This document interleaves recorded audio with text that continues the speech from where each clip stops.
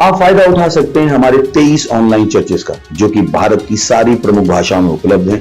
और इसके अलावा हमारे पास 3 विशेष चर्च हैं। एक टीनेजर्स के लिए जिसका नाम है तूफानी और ज्ञानी 3, बच्चों के लिए हमारे पास ऑनलाइन चर्च है, और गूंगे और बहरों के लिए भी हमारे पास चर्च है, साइन लैंग्वेज का चर्च। उसके अलावा आप हमारे ऑनलाइन चर्चेस को देख सकते हैं उड़िया में, तेलुगु में, तमिल में, गुजराती में, कन्नड़ा में, तुलु में, इंग्लिश में, हिंदी में, छत्तीसगढ़ी में, राठौरी बरेली में, आसामीज में, मराठी में, पंजाबी में, नेपाली में, कोंकणी, मलयालम, सिंधी, भोजपुरी, बंगाली और मालवानी में।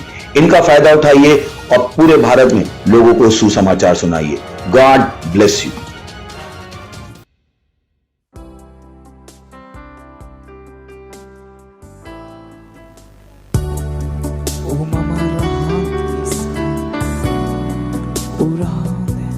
मैं केवल तुझको देखूं, केवल तुझको मैं देखूं। ओ ला ला ला ओ मेरे हर एक स्थिति में मैं अपना ध्यान केवल तुझ पे रखूं।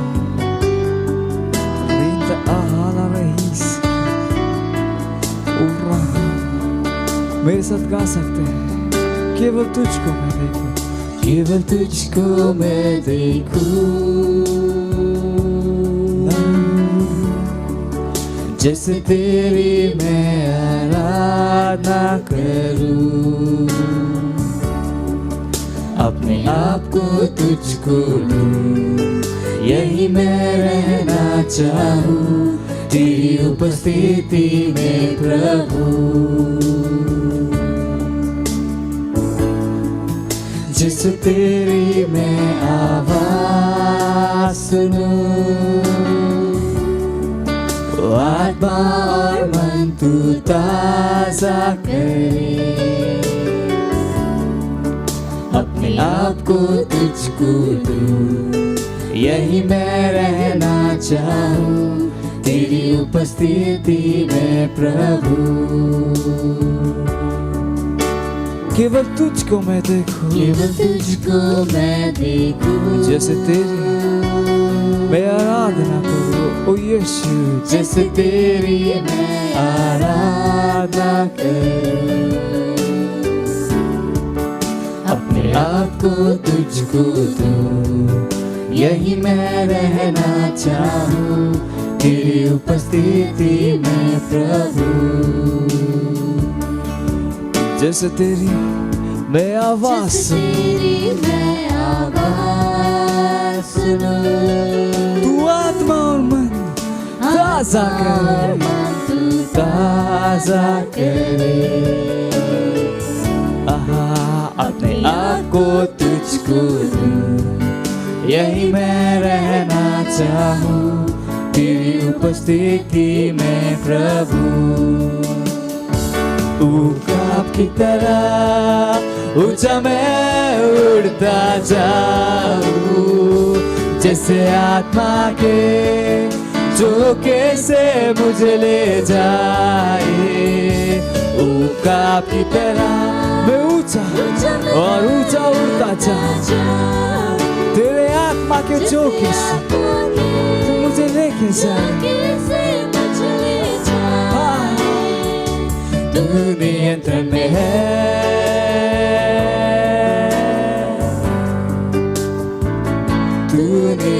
में है,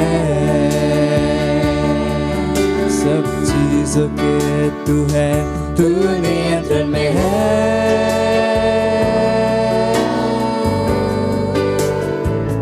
तू नियंत्रण में है। केवल तुझको मैं देखूं, केवल तुझको मैं देखूं,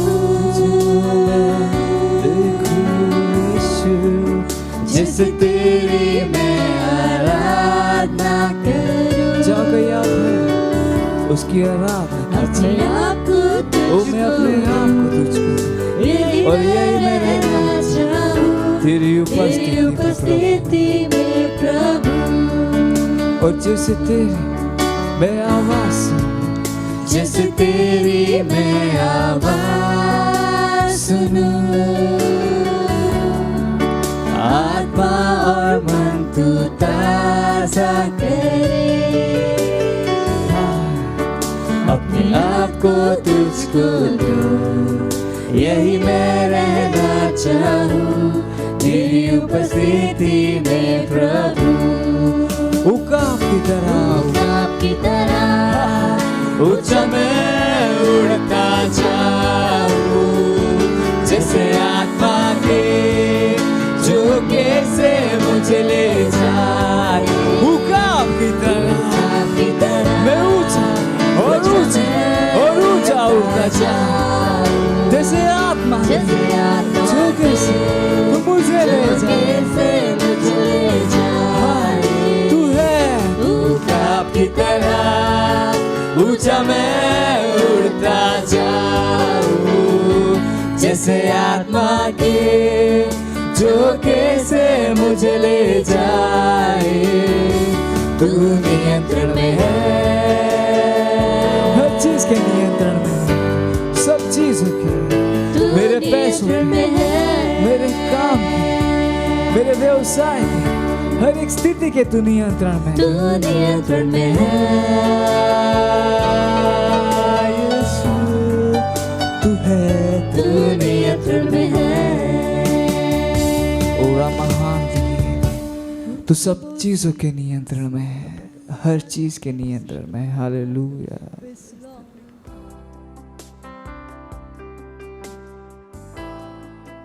हालेलुया, प्रेज द लॉर्ड। राव लोगन का हमने के भोजपुरी चर्च में स्वागत है और इस सुंदर समय प्रार्थना कर और जहाँ कहीं पर भी अपने पवित्र हाथ के उठाई और हमने के साथ प्रार्थना करी और प्रभु को महिमा करी, उनका धन्यवाद दी। री मांग क्रबो शकरा बोंतला ली क्रबो शांथेले रे सेखे रे बो शकरा मा अंतला लांग क्रीं क्रमांग क्री ब्रो शोंथला बाहर ईसा खरा बो शेखेरे महा लांग क्रें क्रमांग क्रे शेखेरे बो शांथेले ली ग्रबा शोंथला ली कमा अंसो ब्रगान सेंथे ले रे शेखेरे बोंतला बाहा री शेखेरे बो शकरा मांग क्रबोंतला ली सांतोलो लो साग्रे बो शांथेले ली करा बो शकंतला ली ग्रबाहा ली मांतोलो लो शकरा मा अंतला ली करा बो शे ब्रगांतला ली शेखेरे बो शोतोलो रोसीगे मा अंतला बाहा री कमा अंक्र बो शकंतला ली क्रबोश उन्थलबा। धन्यवाद परमेश्वर। रीजा मांतला ली सोक्रो शोंतला ली जे महा री करबोशा ब्रगांतला ली से क्रबोंतला ली ग्रामां क्रबोशांतला ली जे गरबा। धन्यवाद देते परमेश्वर, धन्यवाद धन्यवाद धन्यवाद। Hallelujah, praise the Lord. हमने अभी भी प्रार्थना किया था। हमने का पहला प्रार्थना बिंदु है, हम प्रार्थना कर रहे थे हमार आज के चर्च सर्विस के खातिर जे जगह जगह पर हो रहा हो और हमार सेंटर के खातिर जहां लोग इकट्ठा होत हुवन हमार सर्विसेज के खातिर देखे के खातिर। हालेलुया।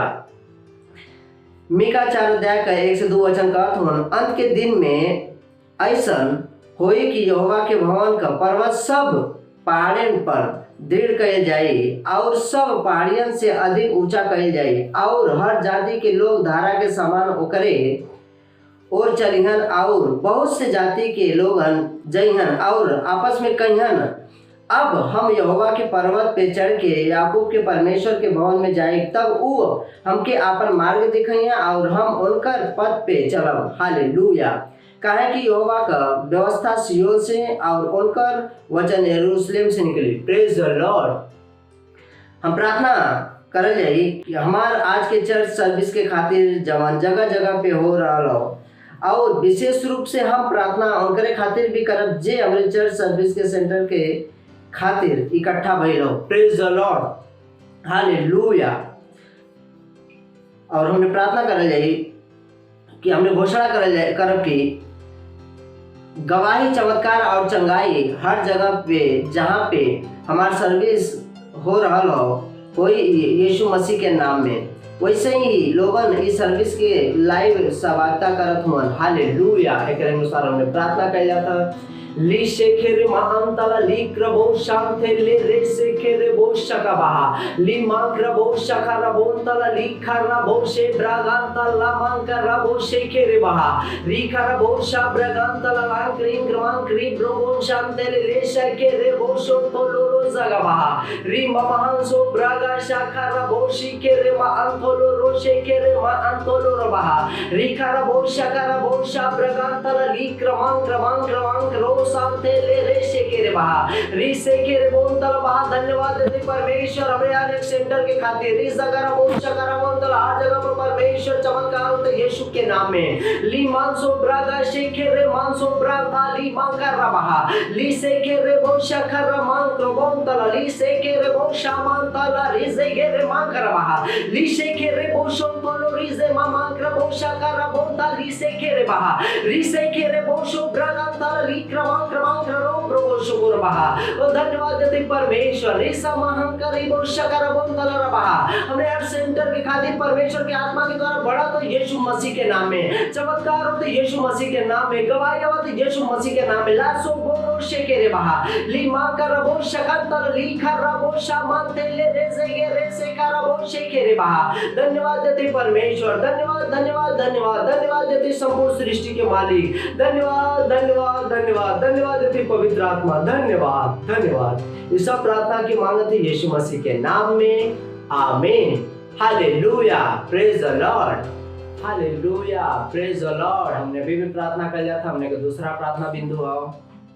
हम प्रार्थना करब विशेष रूप से हमारे शहर में हर व्यक्ति के खातिर हम प्रार्थना करब ई महीना में हमारे देश में शांति हुई। हालेलुया। वचन संहिता 29 अध्याय 11 वचन कहत हमन यहोवा आपन प्रजा के बल दिया, यहोवा आपन प्रजा के शांति का आशीष दिया। हालेलुया। हम प्रार्थना करब विशेष रूप से हमारे शहर में हमारे देश के लोगन के खातिर हम घोषणा करब कि वहाँ पे हमारे शहर में, हमारे गांव में, हमारे जिले में उद्धार का महान काम हुई। हम घोषणा करब कि शैतान का हर गतिविधि का अंत हुई, जे लोगन के रोकत हो सुसमाचार के ग्रहण करे से। हम प्रार्थना करब कि हमरे सेल में ई महीना में आत्मा जीते का गतिविधि महान रूप से बढ़ रहा हो। हम घोषणा करब कि आत्मा का महान फसल ई महीना में हमारे चर्च में, हमारे सेल में अहन, और हमारा परमेश्वर का राज करियन, और हमार परमेश्वर राज करियन, और ये पृथ्वी उनसे भरल रही, हरी भरी रही। हालेलुया। एकरे अनुसार हमने प्रार्थना किया था। ली सेखे रे मांकरा बो शाखा तला ली ब्रोगोम तला ली सेखे रे मा री खरा बो शाखा मानते ले ले शेक्रा बो शांते ले ली जेग्रा बो शाखा रा बाते ले रे से रे मा ला शाखा रा बो शेखे मा मांकरा बो शिखा मा तोलो रो सो कोरो बो शेखे रे बहा ली क्रमांक बो शाखा मा अंतला ली सेखे रे मांकरा बो शाखा रा बो तला ली सेखे रे बहा री सेखे रे बो शो प्रगांतला ली क्रमांक दो बा शेखे रे मानते ले रे बहा। धन्यवाद देते परमेश्वर। रीखा मांकरा बो शाखा रा बो तला ली क्रमांक दे अपने देश के खातिर, अपने के गांव में परमेश्वर का शांति काम करते यीशु मसीह के नाम में, अपने के साथ में प्रभु का शांति काम करते यीशु मसीह के नाम में। ली मानसो प्रगा शिखे रे बो तला ली का क्रमांक री शेखे रे बहा लू शो खरा बा शिखे रे मामा मान तला बो तला हमने के सेल में उन्नति होगा, महान रूप से लोग आत्मा जीतत हो यीशु मसीह के नाम में। आत्मा को परमेश्वर बढ़ोतरी होता है यीशु मसीह के नाम में। ली शेखे रे बो शकारा बो तला ली से मांखरा बो शकारा बहा सुसमाचार मुक्त रूप से सुनाया जाता है यीशु मसीह के नाम में। ला सीखे रे बो शाबारा हम ते लेकर रबहा रूट रबाक रे इंसिन ते ले शेखे रे बो तला बहा री के रे बो शकारा बहा तला बहा री को शो ब्रागन तला मांखरा बहा ली के रे बो शा ब्रागन तला ली कर मांख बो तला ली कर karabosha karabondala likrabondala baha. Lise kerebosha karaba. Rikrabondala likarabosha karabondala baha. Rikarabondala lise makaraba shikerebondala likarabosha karaba. हमने के देश में हमने के जीने में उस परमेश्वर का शांति का काम करती है यीशु मसीह के नाम में। लीमा मामा करबोशा करबोंदला लिक्रबोंदला आत्मा का मान फसल हुआ तो यीशु मसीह के नाम में।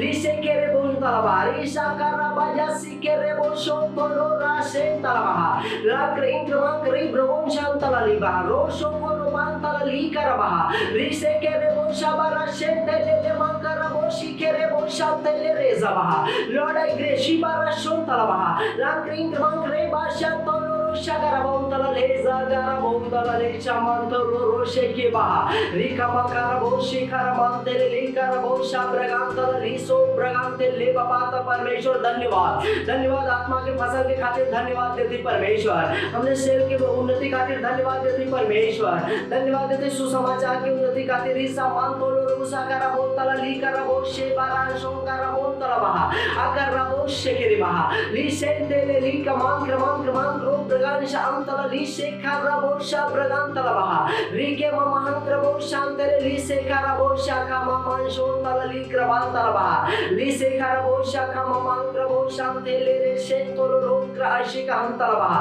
लिगा बोशा उद्रला बादिला कास्तिला सिवास्तो साकारा मंदल गंद्रांति शिकारा अंतोला बाहा रिका प्रबोशो प्रगांतला बाहा धन्यवाद देते परमेश्वर महान आत्मा के जीते के खातिर रिसा साकारा मंदल महान फसल के खातिर धन्यवाद परमेश्वर शांति के खातिर लिम्मा मामा मंशो तोलो लुका मंदल लिक्रा बोशा तांतल लिकरा मंदल हमने घोषणा कर जाता हमने घोषणा कर जाता री बाशो को मंदल लिक्रा मंदल लिशे कारा मान तोलो रोरा बांतल लेसा बाहा ये महीना में शेर बड़ा तो यीशु मसीह के नाम में लीबारा शो बारा शेके मान तोलो रोशा का मान तोलो राबा शिंतेले बाहा धन्यवाद देते परमेश्वर धन्यवाद धन्यवाद धन्यवाद इसे के रे बोशा बारा शेंक्रमा लीमा मांक्र बोशा खरा बोशा अंतल बाहा ओ धन्यवाद परमेश्वर धन्यवाद धन्यवाद धन्यवाद पवित्र आत्मा धन्यवाद करते परमेश्वर धन्यवाद परमेश्वर धन्यवाद हमने के प्रार्थना के सुने खातिर हमने के प्रार्थना के उत्तर देव खातिर धन्यवाद और इस सब प्रार्थना के मांगत है यीशु मसीह के नाम में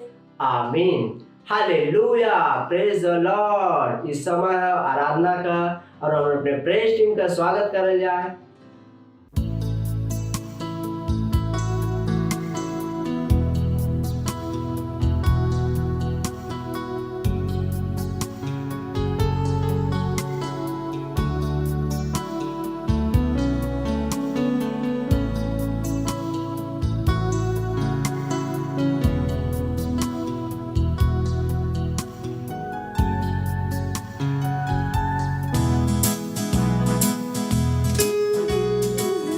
ओ यीशु मैं तुझसे प्रेम हाँ तू हमेशा मेरी रक्षा करता है और मेरे बारे में तू सोचता है हालेलुया यीशु तुझसे प्रेम करूं कितना तुझसे प्रेम करूं हमेशा रक्षा करता मेरे बारे में सोचता ओ यीशु यीशु यीशु तुझसे प्रेम करूं कितना तुझसे प्रेम करूं हमेशा रक्षा करता मेरे बारे में सोचता तेरा प्रेम पाना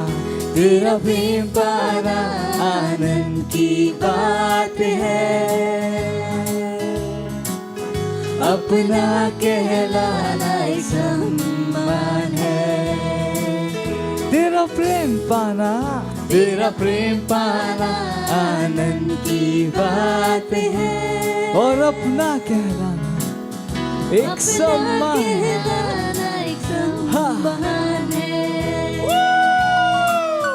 यीशु तुझसे प्रेम करूं हाँ कितना तुझसे प्रेम करूं हमेशा रक्षा करता मेरे बारे में सोचता ओ यीशु यीशु यीशु तुझसे प्रेम करूं हाँ कितना तुझसे प्रेम करूं हमेशा रक्षा करता मेरे बारे में सोचता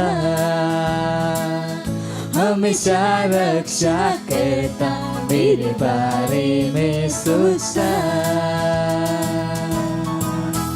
Hallelujah! Praise the Lord. Praise the Lord. Hallelujah.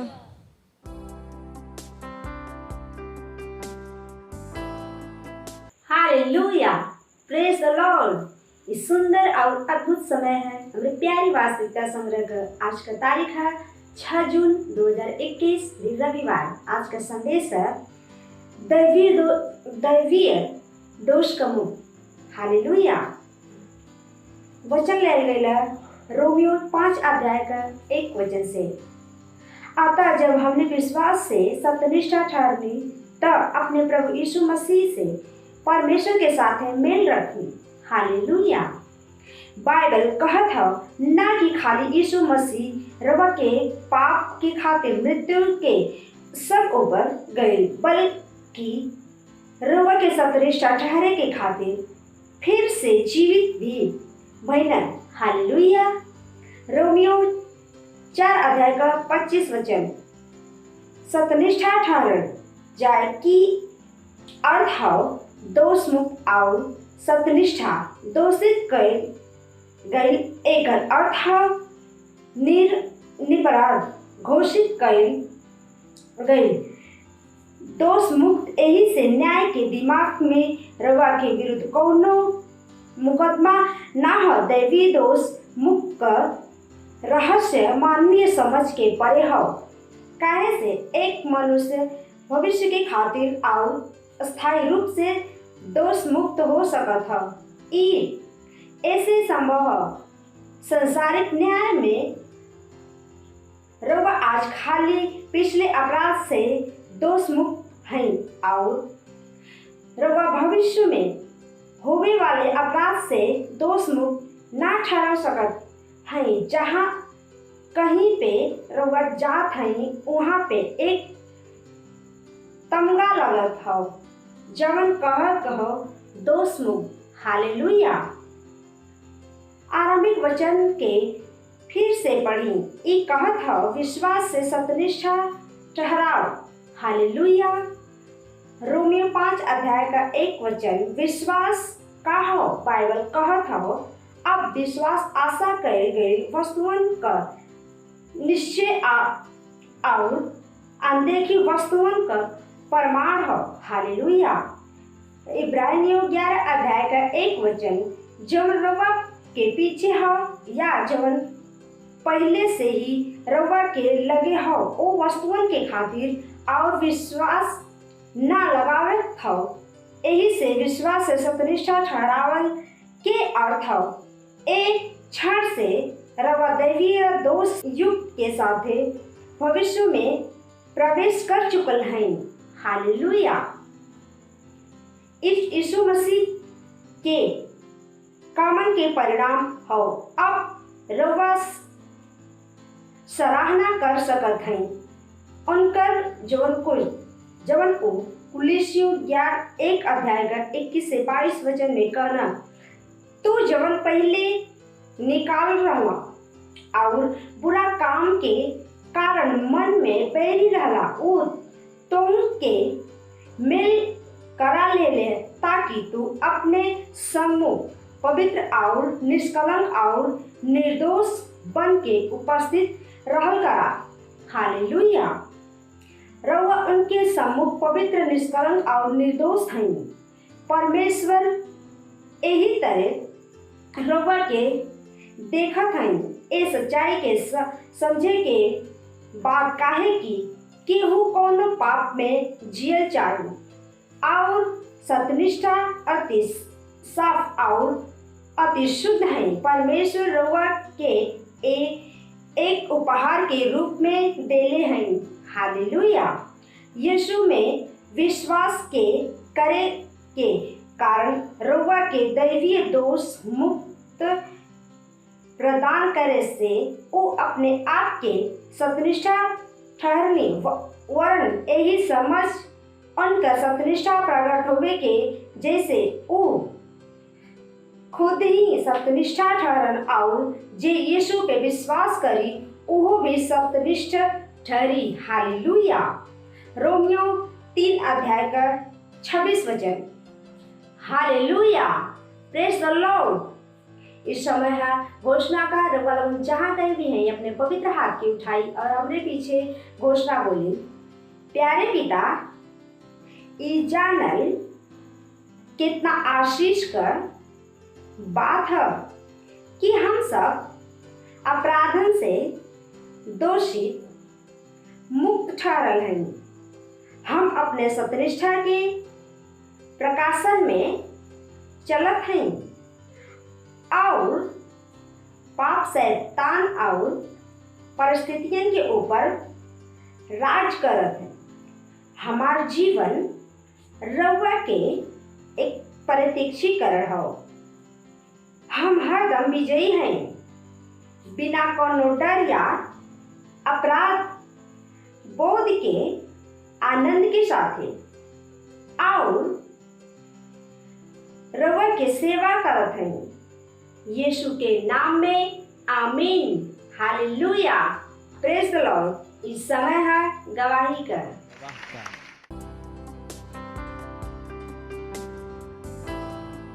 Hallelujah, praise the Lord. का नाम परमिला प्रजापति है। ये उत्तर प्रदेश के जौनपुर जिले की रहने वाली हैं। इनके पास गवाही है इनके भाई की। उनका नाम रामजीत प्रजापति है। वो मुंबई के वर्ली स्ट्रीट में रहते हैं। पिछले नवंबर महीने में उनको कुछ दिक्कत हो गई तो वो डॉक्टर के पास ठीक, तो डॉक्टर ने बताया आपकी आंख में गांठ है और जिसकी वजह से आपको कैंसर हो गया है। और वो डर गए। उन्होंने अपनी बहन से बताया और उनकी बहन ने प्रार्थना की और अपने सर से, जो परमेश्वर के जन पास्टर आइजैक अग्रवाल ने मुंबई में प्रार्थना करवाई और पास्टर ने प्रार्थना की इनके भाई के लिए, रामजीत के लिए।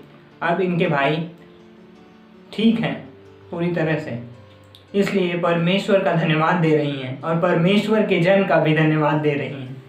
Thank you pastor, love you pastor. मत सोचिएगा कि आपने कोई गलती कर दी या आपने कुछ इतना बड़ा काम कर दिया कि परमेश्वर का प्रेम आपके लिए खत्म हो गया। और कभी मत होने दीजिएगा कि आप अपने आप को बेकार समझें। जब आप 24 घंटे प्रेम में चल रहे हो तो आप 24 घंटे किसमें चल रहे हो? परमेश्वर की भरपूरी में। Praise the Lord, hallelujah. अगर आपको उद्धार में चलना है तो आपको प्रेम करना पड़ेगा। Praise the Lord. तो प्रेम केवल मुंह का नहीं है, प्रेम में आप एक कदम उठाते हो। जैसे परमेश्वर ने जब हमसे प्रेम किया तो उसने कुछ किया। जो सम्मान परमेश्वर ने यीशु मसीह को दिया, जो मौका परमेश्वर ने यीशु मसीह को दिया, वही मौका उसने मुझे और आपको दिया है। हालेलुया। उसने हमें उसके पास बुला लिया। हालेलुया। उसने हमारा उसके बीच का जो संबंध टूट गया था उसको क्या कर दिया? जोड़ दिया। ग्लोरी। किसकी वजह से? प्रेम की वजह से। हालेलुया। मैं आदेश देता हूं बीमारी को उनके शरीरों से जाने का यीशु मसीह के नाम। मैं उन अशुद्ध आत्माओं को, उन दुर्बलता की आत्माओं को, उन बीमारी फैलाने वाली आत्माओं को आदेश देता हूं उनके शरीरों से जाने का और वापस नहीं आने का यीशु मसीह के नाम।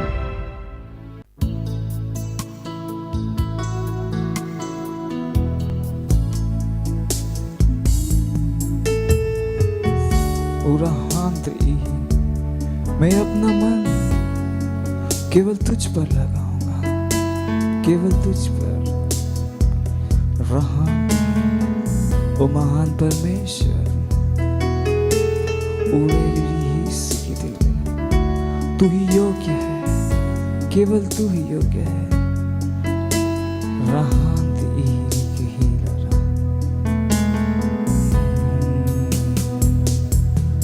अपना मन तुझ पर मैं लगाऊंगा,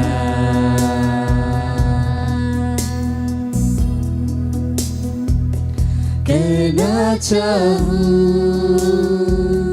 केवल तेरी उपासना। गए अपना मन, हाँ अपना मन तुझ पर मैं लगाऊंगा,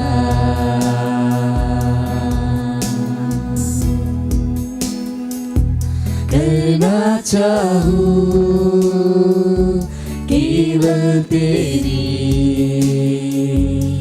उपासना।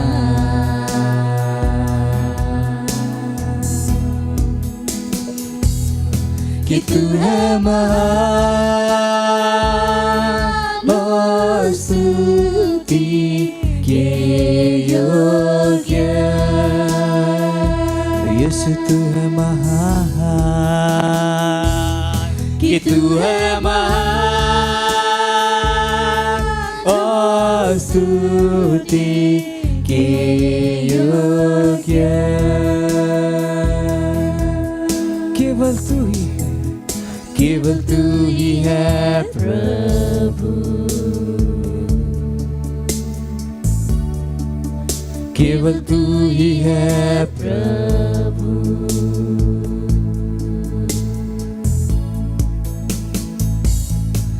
अपना मन तुझ पर मैं लगाऊंगा,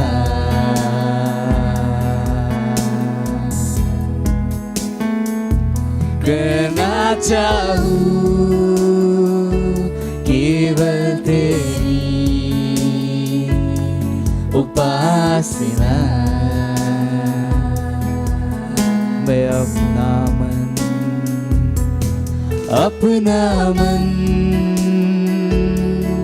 तुझ पर मैं लगाऊंगा।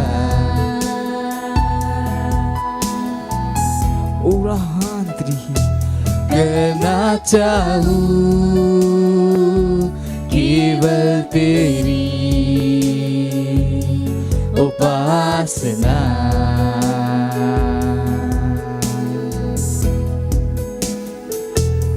कि तू है महान और स्तुति के योग्य। तू महान है, तू महान है, कि तू है महान और स्तुति के योग्य।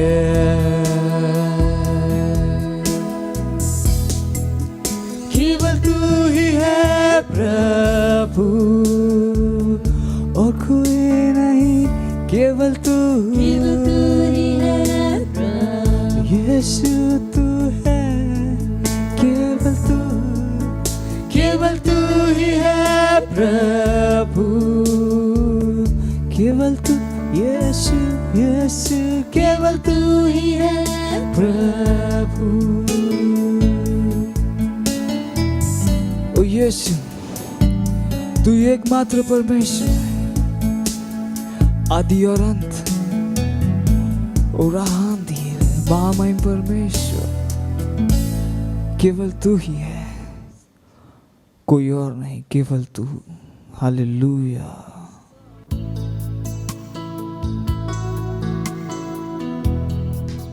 Rondele rale shati alagadayali Lindra la shai laralagabante Lontrele shaki daralare rali Rindra la rali ralagabante le rali alabadi Rantra langragaban shotele ke digraga raleba Rindrele shetele rilagabantrele ralagaba Randrala shai shai shai alagaba Atrala zale shati lara lara lara lara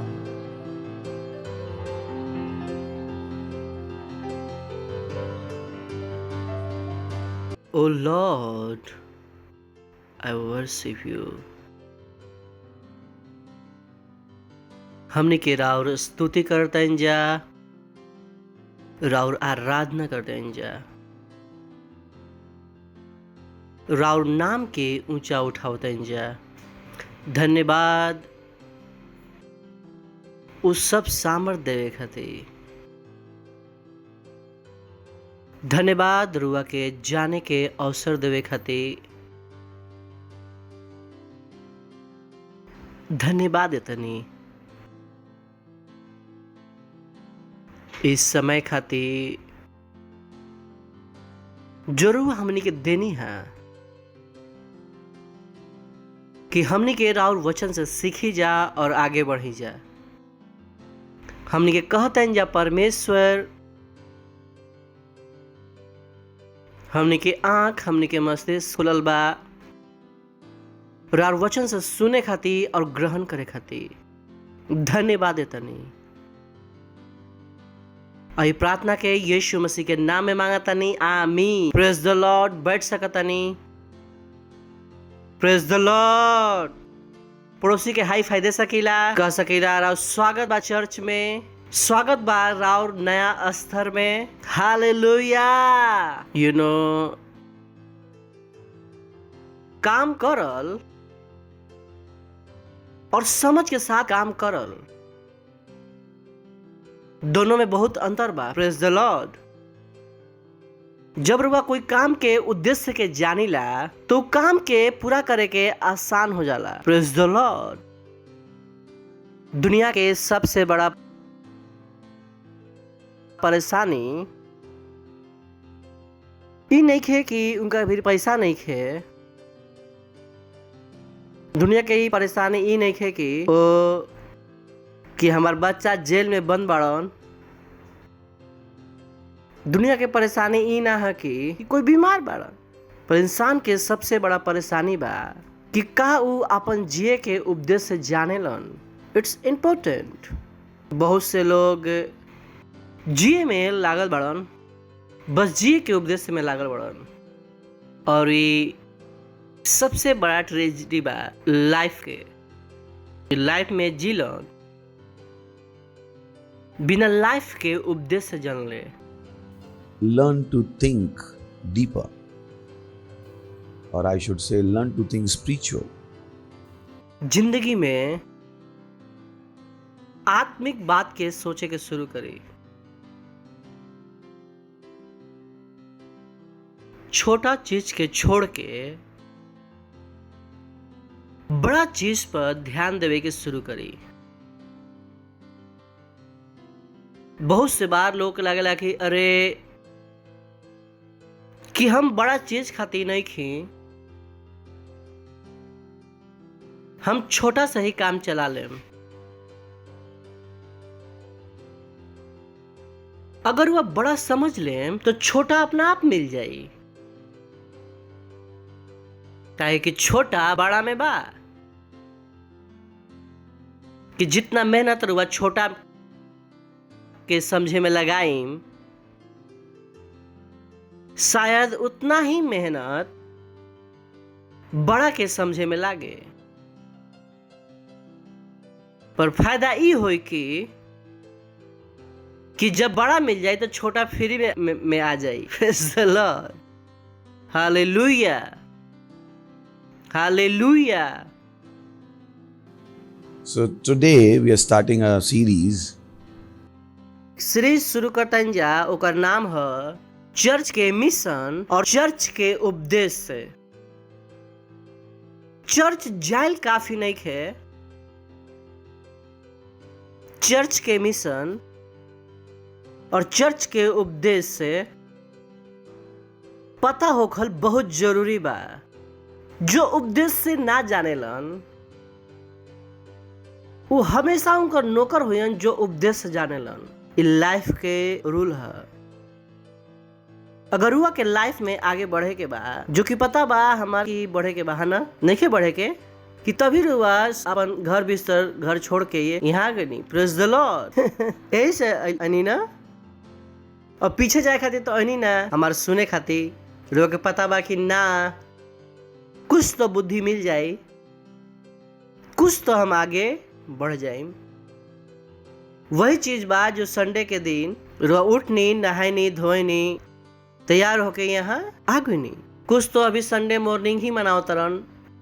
praise द Lord ना, अभी भी का बारन बिस्तर में बारन का बाकी या संडे है, बिस्तर सेलिब्रेटिंग संडे।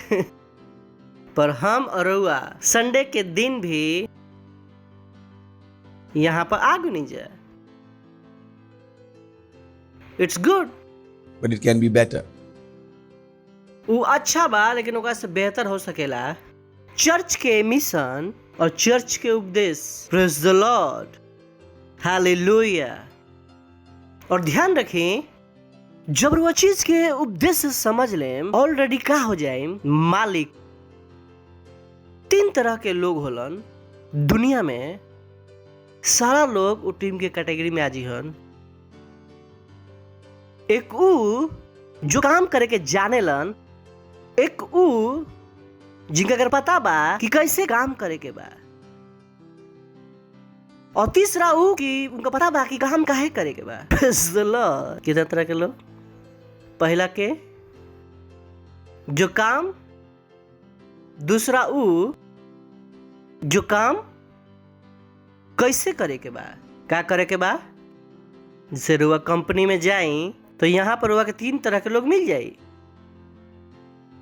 एक होलन जो झाड़ू लगावेलन या मशीन चलावेलन, पर उनकर मशीन चलावे ना आवेला। जब वो गईलन तो उनकर ऊपर एक बैठा रहन, उनकर पता रहे कि मशीन कैसे चलावे के बा, लेकिन मशीन चलावत नहीं खन। चलावत तारन, वो का करेलन, उनका के बुलावेलन कि देख भाई हमें चलावे आवेला लेकिन चलाइम ना, चलाइबा तू। तो का करेलन, तो नीचे वाला के सिखा देवेलन। तो ई कौन सा लोग हवन जो काम करे के जानेलन। उनकर ऊपर के बैठल बा जेकर काम करे के आवेला, पर उ करत नहीं खनु कि बुद्धिमान बरन, वो ओकरा से बुद्धिमान। पर उनका ऊपर एक और बैठल बड़न जो बैठ के काम बनावेलन, कोई पता बा कि काम करे के काहे के बा, उ के होला कंपनी के मालिक। उनको पता बा कि काम करे के ही काहे बा। Praise the Lord. जब रउआ और हम जो कि हमने के चर्च हन जा बात करत रहम धीरे धीरे, हम जब हम और रउआ ओ बॉय जो हम कहे वाले बानी ओकरा के ढंग से सुनम। अगला लाइन, जब हम और रउआ, आई एम थिंकिंग कि हम कैसे कहीं, हम टू बिग, हम कहने की जब हम और रउआ जो कि चर्च हैं जा, कहीं कि हम चर्च हैं जा, हम चर्च हैं। ओ लॉर्ड, का रुआ को पता बा कि रुआ खुद एक चर्च है? रुआ खुद एक चर्च है। तो एक चर्च की मीटिंग ना है, एक चर्चों की मीटिंग है। Praise the Lord. Oh boy, सुनाई पड़ल रुआ के सुबह का भाई चर्च आयल, पड़ोसी से कहेंगे चर्च आयल। रुके देखी रोक लागल की चर्च, रुआ का भी पता लागल की खुद ही चर्च है, जो खुद चर्च है नहीं। हम कहने की जब हम और रउआ जो कि चर्च हैं जा, का बानी जा, उ उद्देश्य के समझ जान जा, उ मिशन के समझ जान जा। हमार दिल धड़कता कि हम आगे के लाइन बोली कैसे। हम नहीं चाहत कि वो मिस कर दी, यही से बार बार रुको तनी। हमार अभी भी अंदर से सिग्नल नहीं मिलत कि वो तैयार बानी। अगर वो पकड़ ले, ओ बॉय, रुआ का हम पता ना रुआ का सोचम। जब हम और रुआ जो कि चर्च हैं जा समझ जान जा कि चर्च के मिशन और उद्देश्य का है, ये भारत के हमनी के मालिक बन जाए जा। Praise the Lord. और बेटर कर सके जा ला जान, है ना।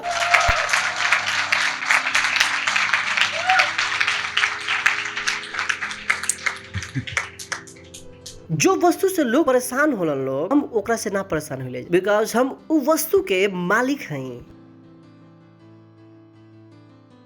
काहे कि हमरा के हमर पता बा कि हमार उद्देश्य का है, हमार पता बा हमार मिशन का है। जो चीज दूसरा के हरा दे, उस चीज के हम पीस के पाउडर बना दे। Praise the Lord. हमारे सिंसियर प्रार्थना भाई कि रुआ हमारे साथ चलत रही जब जर्नी में, और रुआ पूरा शिद्दत से, पूरा ईमानदारी से, सच्चाई से इस बात के समझे में कोशिश करम कि हम लोग का समझाओ तनी। Praise the Lord. सुनो तनी, हेलो। तो कितना लोग मालिक बनल चाहत रहन? Am I right? Praise the Lord. Hallelujah. So हम और रउआ चर्च हैं जा। पहला पॉइंट लिख लिए, हम और रउआ चर्च हैं जा। Oh boy, it's beautiful. It's big. It's huge. कि हम और रउआ चर्च हैं जा। तो पहला चीज जब रउआ की समझ में आ जाला कि हम और रउआ चर्च हैं जा, कि हम और रउआ 24 घंटा के चर्च हैं जा, 7 दिन के चर्च हैं जा, साल के 365 दिन के चर्च हैं जा, क्योंकि हम और रउआ कहाँ जा? चर्च। तो रउआ जो चर्च में होखल रउआ देखिला, वो केवल चर्च तक सीमित ना रखेला। जब चर्च में होखल रउआ देखिला, रउआ वो हर दिन के जिंदगी हो जाला, क्या कि रउआ खुद भी कहाँ हैं? चर्च हैं। हाँ, इट्स स्पीक। समझावत रहम, हम फिर से कहते नहीं, जो चर्च में रउआ होखल देखिला, वो रुआ से गतिविधि दिखाई ना देवेला। सही बा ना? रुआ के लागेला कि हम चर्च जाता नहीं और अपना घर से चर्च जाता नहीं। अब रुआ के समझ में आ गइल बा, रुआ अपन घर से चर्च नहीं जा, चर्च से चर्च जाता। कितना के बात हमारे समझ में आवता? का समझ में आई? चर्च से चर्च जाता। अगर रुआ के पता बा कि होता का, जैसे कि अभी कि बच्चा 12 साल के टीनेजर बड़न, कॉलेज स्कूल जाता रहन, तो जब वो कॉलेज जाता रहन तो उनको पता बा कि करे के का बा। अपन बैग लेवे के बा, कॉलेज के यूनिफॉर्म पहने के बा, और उनका कहाँ जाए के बा? कॉलेज स्कूल जाए के बा। और उनको पता बा कि कहाँ जाता रहन, उनकर उद्देश्य उनकर पता बा, और उनकर उद्देश्य के हिसाब से अपन तैयारी करेला। तो काक पहनी हन, टी शर्ट पहनी हन के स्कूल के यूनिफॉर्म, स्पोर्ट्स शूज पहनी हन के ब्लैक शूज, हेलो, बस्ता लिहन कि गेहूं की बोरी। और ये सब उनका कहां से पता लगाता है? उनको पता बा कि हम कहां जाता नहीं। अगर उनको नहीं पता कि हम कहां जाता नहीं, उनको पता ना हो कि उनका करे के का बा। अगर उनको नहीं पता कि हम कहां जाता नहीं और जहां हम जाता नहीं वहां पर कहा कर जाता नहीं, वो जो भी निर्णय लिहन वो सही ना हुई। सोच के देखें, जब हम रोज शुरू से कहानी मिशन उद्देश्य जब रुआ के पता होला, रुआ का करता नहीं, जब रुआ के पता बा मिशन का हो, जब रुआ के पता बा उद्देश्य का हो, रुआ का लीला सही निर्णय के, और जिंदगी से गलती खत्म हो जाला। यही कारण बा कि हम रोज हमेशा कहला कि हम गलती ना कर सकीला, हम चाह के भी गलती ना कर सकीला। हम सुबह मन भी बनाई गलती करे के तो हमारा से गलती ना हुई, काहे कि हमारा मिशन पता बा, उपदेश से पता बा। और हम कैसे कि जब हम स्कूल जाता नहीं कि हम कैसे कहा कि हम जींस पहन के आ गए नहीं, कैसे गलती हो गई? हम पता बा कि हम कहाँ जाता नहीं, पता बा कि वहां कैसे जाए के बा, एंट्री ना मिली यार। हम चाह के भी गलती ना कर सकीला, हम गलती काहे ना कर सकीला, काहे कि हम पता बा कि का करता नहीं, हमार मिशन पता बा, हमरा के हमार उद्देश्य पता बा। Praise the Lord, hallelujah, hallelujah. जब रोआ के पता बा कि चर्च है, रोआ के पता बा कि हर दिन हमरा के हमार प्रार्थना करे के बा, रुआ के पता बा कि हर दिन हमरा के बाइबल पढ़े के बा। रुआ के पता बा कि रुआ हर दिन आराधना करे के बा। काहे कि रुआ वो चर्च में होते देखिला तो रुआ के समझ में आला कि ओ जब चर्च ई करेला, ई चर्च के भी उहे करे के चाहिए जो चर्च करेला। Praise the Lord. समझ में आ गई रुआ के? प्रार्थना रुआ खातिर बंधन ना होला, बोझ ना होला। रुआ ना के लिए ओ पास्टर प्रार्थना करे के मन नहीं करत ना। वो रुआ के जो मिशन मिलल बा, जो उद्देश्य रुआ के पता बा, वो रुआ अंदर आग पैदा करता और रुआ बिना प्रार्थना कैले रह ना सकीला। Praise the Lord.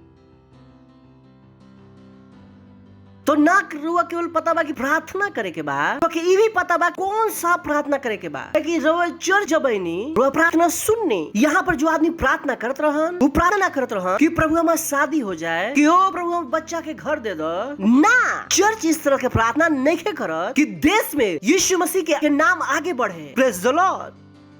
उछलावा जो लोग बना के रखले बड़न, उछलावा का हो जाए, खत्म हो जाए। हालेलुया। और प्रार्थना बदल जाला। रुआ पता लग जाला कि रुआ है कौन। रुआ एक आदमी ना है, रुआ एक इंसान ना है, रुआ कहाँ है? चर्च है। और सोचे का तरीका बदल जाला। रुआ ना कहिला कि पास्टर हमार प्रार्थना करे के मन ना करेला, हम का करी? ना, रुआ के पता बा ना, हम चर्च हैं, हम चर्च हैं, या हम चर्च हैं, हम चर्च हैं। बाइबल पढ़ल रहल मुश्किल ना हो रहेला। ताकि रुआ पता बा कि रुआ है कौन। रुआ कौन है? खुद चर्च। और परेशानी खत्म हो जाला। Oh boy. And this, I'm already running in my spirit. ई जो अगला बात बताएले बानी, तो अपन आत्मा में दौड़े लगा। Oh God, praise the Lord, it's too big.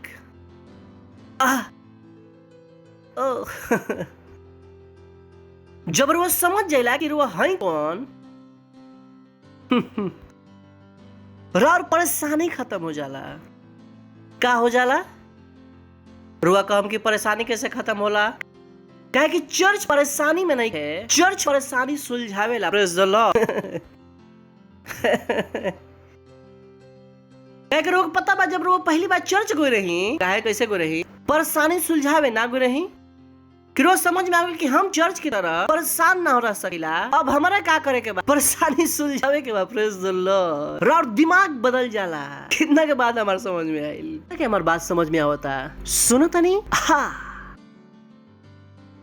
और दिमाग बदल जाला। ना यार, हम खुद चर्च है, हम परेशान कैसे हो सकेला? हम तब दुनिया की परेशानी सुलझावे खातिर बनावल गए रही। Praise the Lord. और जिंदगी में एक नया अर्थ आवेला। अर्थ चीज के देखे के और तरीका बदल जाला। तो जब रुआ सुबह उठीला, रुआ प्रार्थना ना करेला कि प्रभु हमरा के बचाई, और रुआ कहिला कि प्रभु बाकी लोग के बचाई। Praise the Lord. रुआ को पता बा कि रुआ खुद ही है जो दूसरा के बचाईला। जब रुआ और प्रार्थना की जरूरत ना होला कि प्रभु हमार दुश्मन से बचाई, प्रभु हमार भला करो। हेलो, रोक लगेला कि हम प्रार्थना करेला वो अपना खातिर। कितना के लगेला कि हम ही प्रार्थना करेला सुबह उठ के अपना खातिर। कभी सोच सकीला कि हम सुबह उठ के कहला कि प्रभु हमारा के आशीष दी? रोक लगेला का है?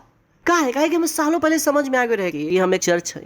तो जब हमारे पास्टर दुनिया बदल सकेलन, तो हम भी दुनिया बदल सकीला। Praise the Lord. हालेलुया। अगर हमारे पास्टर के पास पैसा बा तो हमारा भी काहे ना होई। Praise the Lord. हम अमीर पास्टर के चर्च में हम गरीब मेंबर ना रह सकीला। रोक लगेला कि हम अमीर हैं, तो मत सोचम कि रुआ गरीब हो सकीला। कि पास्टर के पास बता हमें भी कैसे नहीं खे। रूह हमार पैसा से परेशानी ना होला कि हमार पैसा देखे रूह पता लग जाला कि रूह के पास कितना होगा कि चाहिए, कि हमार कपड़ा पहनने के तरीका से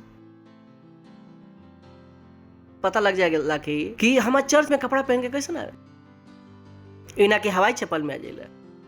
रोज समझ में आ गया कि हम कहाँ हैं? चर्च हैं। 24 घंटा। Praise the Lord. 24 घंटा। You are in your own world. रुआ अपन दुनिया में रह के शुरू कर दिला। Praise the Lord। ये दुनिया रुआ के समझ में ना आवेला, ये दुनिया रुआ के हरा ना सकेला, ये दुनिया बहुत छोटा लगेला। रुआ कह रहे आया कोई कहीं रुआ से के अंतर मार डालम, चर्च के मार डाली, क्या कहा था? ये भूला था का? पागल है का? वायरस करते घुस जाए चर्च में, वायरस कैसे घुस जाए? ना कि मीटिंग के बाद कि पास पिछला बार प्रार्थना के लिए रही, एक बार फिर कर दी। नहीं। कल ये जिंदगी हमार ना। Praise the Lord. Pastor church हो तो हम कम है क्या? हम ही चर्च हैं। अगर पास्टर निकल लग रहा, पास्टर बीमार नहीं हो तो हम काहे बानी यार? रुआ का देखता नहीं चर्च, और चर्च के देख देख के रुआ खुद के ही पता लगा होता नहीं हम चर्च हैं। तो होला ना कि पड़ोसी के घर में कार आ जाए कि रात की बीबी आ गई लन कि पति के समझ में ना आयल के कि होता क्या, पानी लो, पति बेचारा तक के सुबह तो सब सही रहे, पता ना कि बीच में पड़ोसी के घर में कार आ गई। पति ना चाहिए, हमरा के कार चाहिए। सुबह के शाम में क्या हो गई सोच के बदलाव।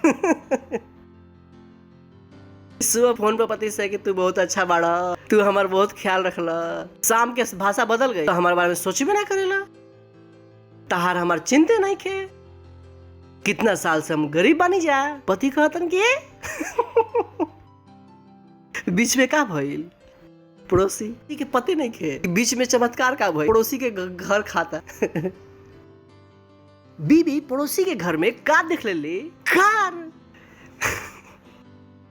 अब तब तक रोटी नहीं मिलेगी जब तक कार ना आ जाए। पूरा जिंदगी के उपदेश से कार बा।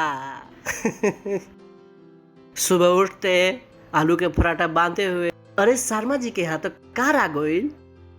अब पति के समझ में आयल कि रात में जो भइल का रहे, बेचारा के रात भर नींद ना आयल कि सुबह तो बीवी सही रही, ये रात भर तो बिहेव काहे कइलो। सुबह समझ में आई कल दोपहर में शर्मा जी के यहाँ। अब समझ में आई आखिर पत्नी बदली का है। Praise the Lord. रोज समझता नहीं, वैसे रोज क्या करता नहीं, रोज चर्च के देखे का हो जाता नहीं, बदलत जाता नहीं। Praise the Lord. Hallelujah hallelujah. रोते हुए खिसियाते हुए क्रिश्चियन नहीं खी कि जो सोचता कि हम गरीब बानी, प्रभु आए हमारा सहायता करी, आके हमारा में रहता रह। हम परमेश्वर से सहायता कैसे मांगी? जो प्रभु हमारा अंदर दूसरा के सहायता करे खातिर आ चुकल बड़ा। और जिंदगी बदल जाला, सोच बदल जाला, दुनिया के देखे के तरीका बदल जाला। रुआ अपना आप के बेकार, छोटा, लाचार, गरीब ये सब देखल बंद कर दिला, सब देखल बंद कर दिला। काहे कि दर्शन बदल जाला। काहे कि मिशन उपदेश से समझ में आ जाला कि हम हैं कौन। रुआ के अपना आप से मुलाकात हो जाला, रुआ अपना आप के जान जाइला, और फिर रुआ अपना आप से रुआ का बनाइला, आशा बढ़ाइला।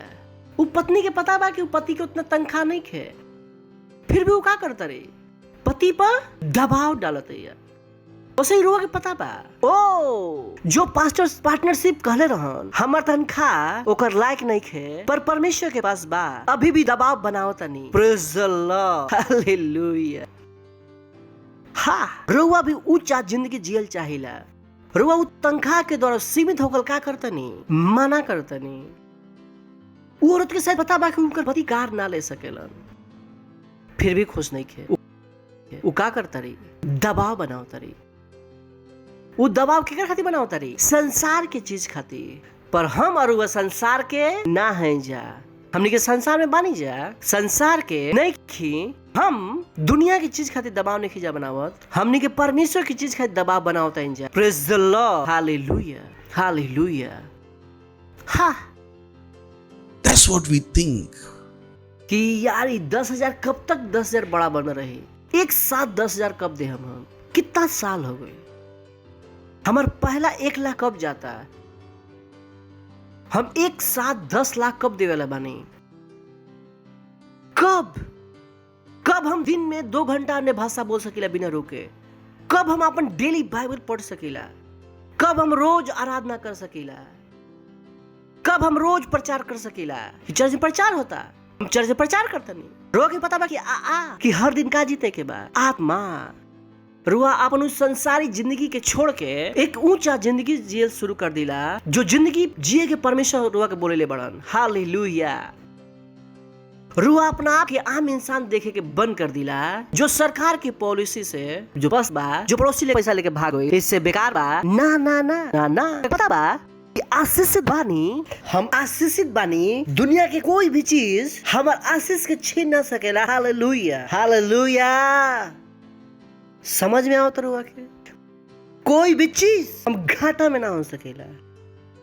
हम कहाँ आशीषित हैं, चर्च के गरीब ना बना जा सकेला, चर्च के दबावल ना जा सकेला, हमरो के गरीब बनावल ना जा सकेला, हमरो के दबावल ना जा सकेला। हम केकर खाती बानी, जीते खाती बानी। Praise the Lord hallelujah.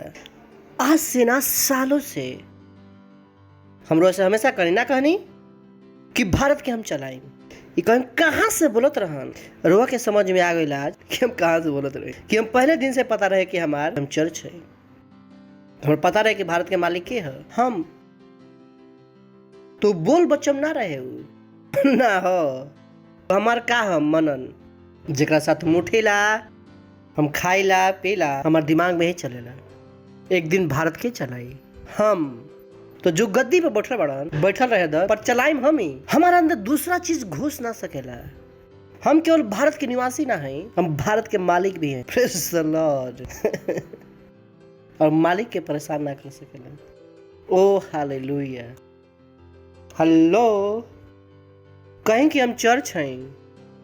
हा हा हा हा, उससे जोर से हाई फाई कि हम चर्च हैं, चर्च हैं, हम चर्च हैं, चर्च हैं।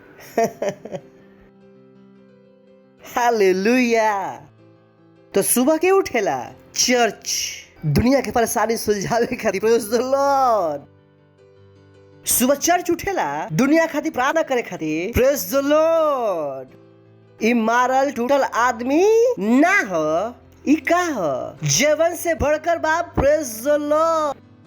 इनका के पता बा कि जो हमार अंदर बड़न वो महान बड़न ओकरा से जो इस संसार में बड़न। हम सब कुछ कर सकीला वो मसीह के द्वारा जो हमरा की सामर्थ देवलन की।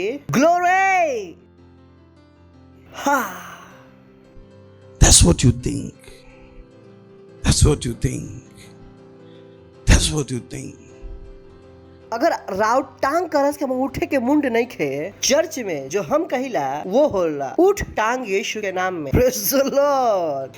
अगर वो सुबह उठिला और एक आंख के दिखाई ना देवेला कि आंख बेटा तू देख ल, चर्च वाला वो देख यीशु के नाम में। Praise the Lord. ओ दैया दैया हमारा तो दिखाई नहीं खे दे, कोई डॉक्टर बुलाओ। ना ना ना, रुआ आप अपन डॉक्टर हैं। Praise the Lord.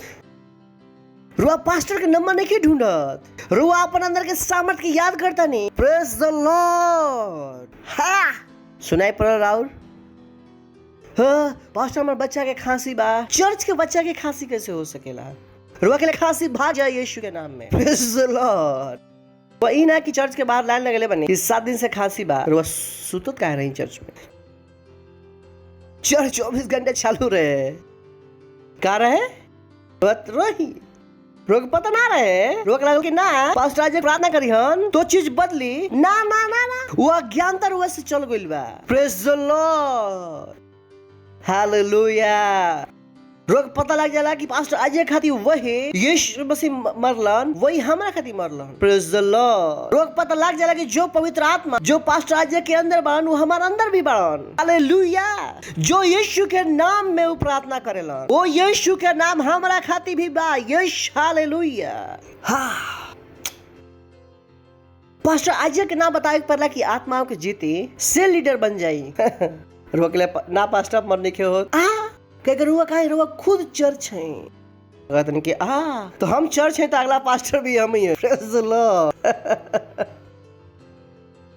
रुआ का बनतनी अगला पास्टर रुआ भी अपन चर्च देखा तनी राव बिल्डिंग राव दिमाग में रोज आवेला।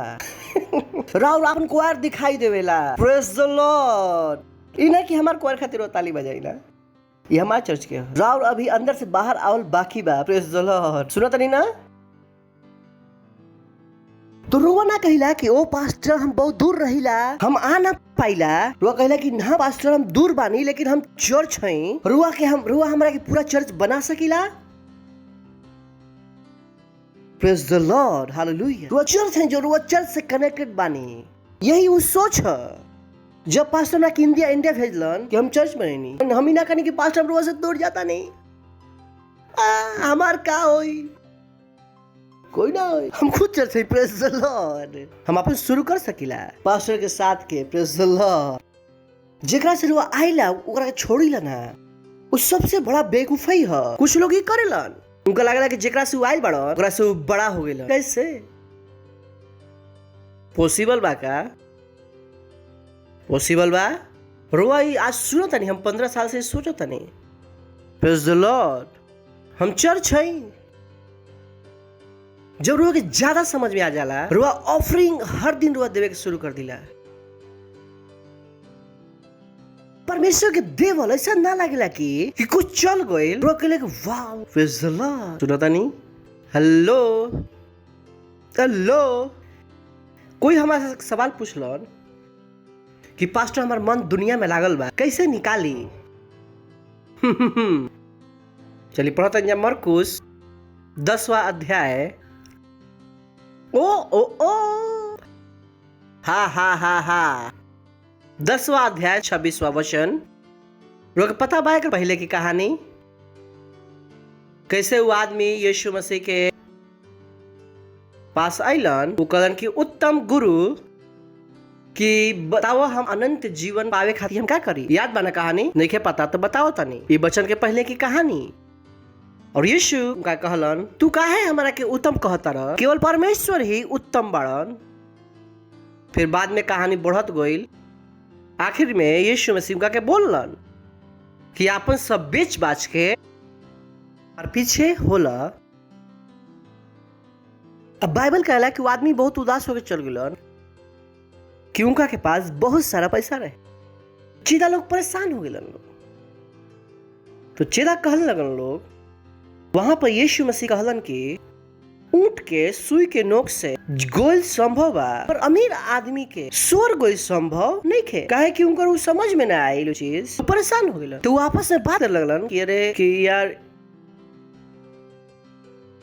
ये यीशु मसीह का बोलत रहन कि अमीर आदमी स्वर्ग बड़ा मुश्किल बा।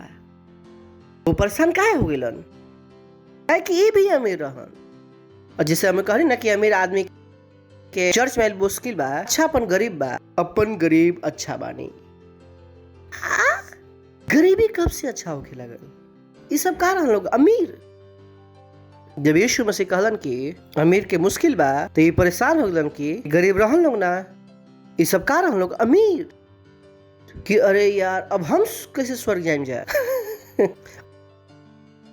और बहुत ही चकित होकर आपस में कहला ना लोग तो फिर क्या करो उद्धार होई भाई हमने के फालतू में घूमतन जका। आपन अपन देख ला फालतू में तो नहीं हटाला। तो आपस में बतियावत रहन। Praise the Lord. सही बात उन्हें के पास्टर जब लीडर आपस में कुड़कुड़ावे लगलन पास्टर बोले गइलन 1 लाख देवे के बाद 1 लाख का पेड़ में हो गेला। इनका पता नहीं कि हम कितना गरीब बानी लेकिन पता बा कि वो अमीर है। Praise the Lord. हमरा के राव गरीबी नहीं पता ना हमरा के पता लगावे के बा हमार बाइबल से पता बा कि वो है का। Praise the Lord. अभी बेचारे चलता पीछे अब रिकाला फड़ा कर दिलन यीशु मसीह। हम तो खुशी खुशी चलत रहे बीच में का गइल नया रेवोल्यूशन आ गइली। तो ओके अगला वचन। सवाल याद बा क्या कह रहे हम कि हम अपन मन दुनिया की चीज से कैसे हटाए।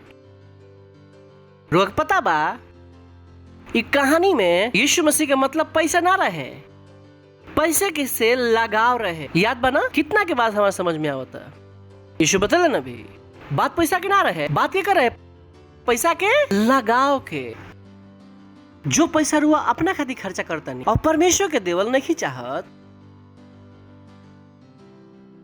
जब रुआ के लागेला चर्च में 50 रुपया देव बहुत बड़ा काम है और चर्च के खत्म करे के बाद 100 रुपया की बिरयानी खाए बहुत अच्छा है, तो यीशु मसीह ई लोग की बात करत रहन जो अपना खातिर खर्च तो कर सकेलन और परमेश्वर की कुछ चीज देवे खातिर का लागला बड़ा 10,000 की घड़ी पहन सकेलन और 10,000 के रेपसोडी खातिर देव बड़ा मुश्किल बा कि जेकर मन केकरा में लागल बा आपन पैसा में।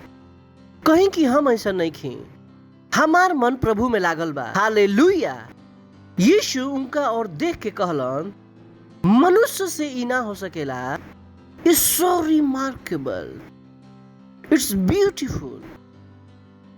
यीशु कहलन मनुष्य से ही ना हो सकेला पर परमेश्वर से हो सके।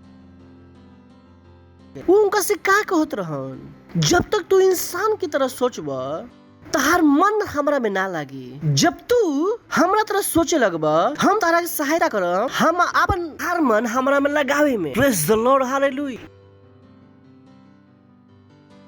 यही वो चीज रहे जो कहलन कि हम का करब कि हम अपन आत्मा इनकर अंदर रखब, हम इनकर पत्थर के हृदय बदल के आदेम मांस के हृदय। याद बरुआ के ये वो चीज है। मत काम कि ओ कि हमरा की परमेश्वर समझ में ना आवेलन, अब रुआ बदल चुकल बानी। परमेश्वर अब रुआ खातिर संभव बना देले बड़न कि रुआ परमेश्वर से प्रेम कर सकी। Praise the Lord, hallelujah. अपना हाथ के उठा के आमीन सुनो तनी रुआ कि पुराना देखल बंद कर दी। जिकरा के परमेश्वर के काम करे में परेशानी होत रहे ना, रुआ के पता बा परमेश्वर रुआ खातिर का बना देले बड़न संभव। कहलन मनुष्य से ही ना हो सकेला परंतु परमेश्वर से हो सकेला, कि परमेश्वर के साथ सब कुछ का बा संभव। तो मत कहम कि हमारा से परमेश्वर की सेवा ना होई। रुआ कहला परमेश्वर अगर हम अपन दिमाग से सोची तो शायद ना कर पाई, पर रुआ के साथ संभव बा। वह हमार सहायता करतनी और सेवा करे में। Praise the Lord, hallelujah. सुनो तो नहीं समझ में आवत रुआ के लो राव सोच बदल गई। Praise the Lord, hallelujah. Hello सुना था नहीं कुलुस्सियों पहला अध्याय 12वां कि मनुष्य के साथ ही संभव कैसे संभव बा वो तो उनका के बतान पुराने नियम कराम बतले रहा कम रुआ काम कि ना वो तो नया नियम है बा ना। नया नियम कब शुरू भई? जब पवित्र आत्मा आया। पता बना रहा नया नियम कब शुरू भई? जब यीशु मसीह मर के जिंदा हो गए। जब तक यीशु मसीह जब तक लोग पढ़ाता नहीं मार्क लूका मरकुस यूहन्ना रुआ अभी भी करम बानी पुराने नियम में, क्योंकि यीशु मसीह मर के जिंदा ना भई रहन। तो समझ गई ना, जब वो अपन चेला लोग से बात करत रहा तो भी का रहे पुराना नियम। बाइबल में भले वो किताब नया नियम के पाठ लिखल बा पर वास्तव में का बा आत्मा के स्तर में पुराना नियम। कितना के हमारी बात समझ में आवता। पिता के धन्यवाद करते रहा, पिता के धन्यवाद करते रहा, पिता के धन्यवाद करते रहा। ओ पिता के धन्यवाद करते रहा जो हमने के योग्य बनैलन। Praise the Lord.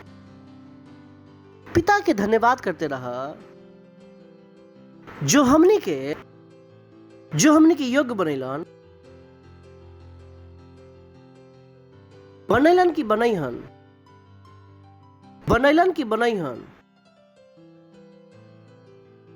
वो चीज जो अभी पढ़नी मरकुस में, जब वो लोग कहलन कि ओ परमेश्वर फिर हमार उद्धार कैसे हुए, ये चीज में परमेश्वर नया नियम में पूरी कर देलन। वो हमनी के योग्य बना देलन। Praise the Lord, hallelujah. ओ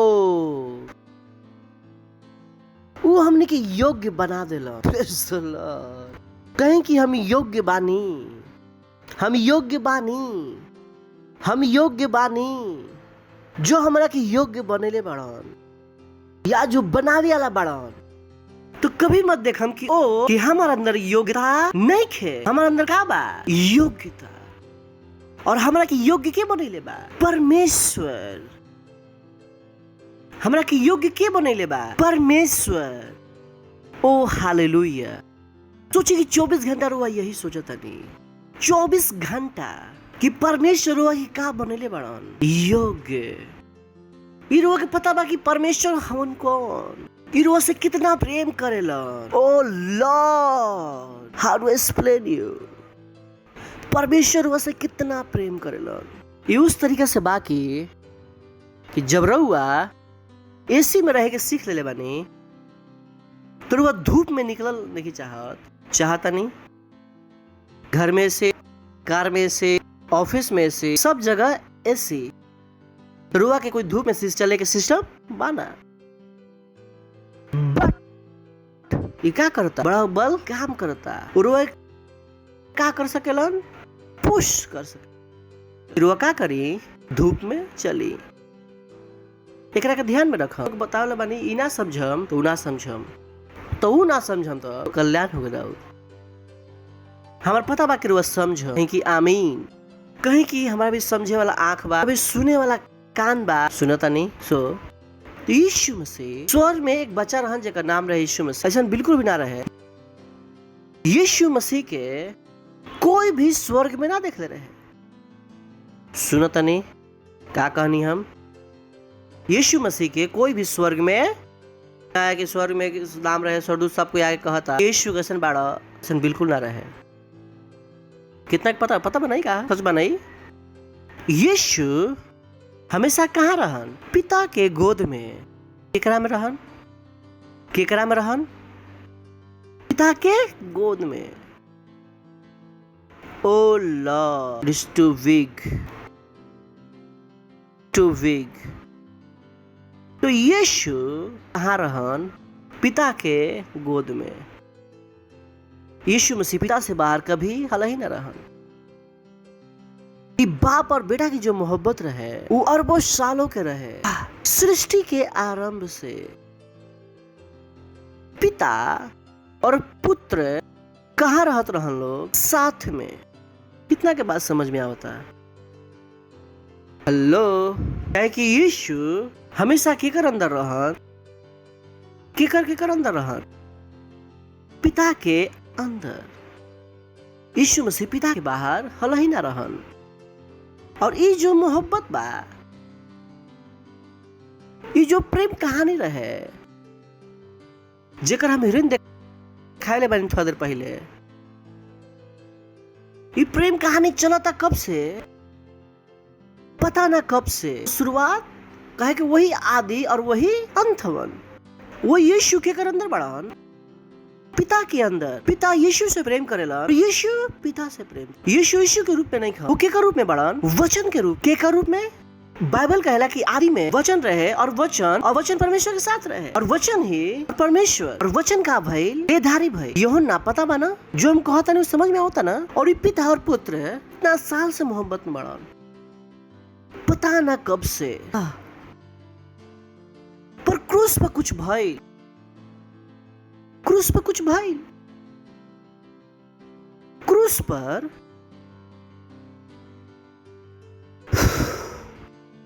हमनी के योग्य बनावे खातिर, ओ बॉय,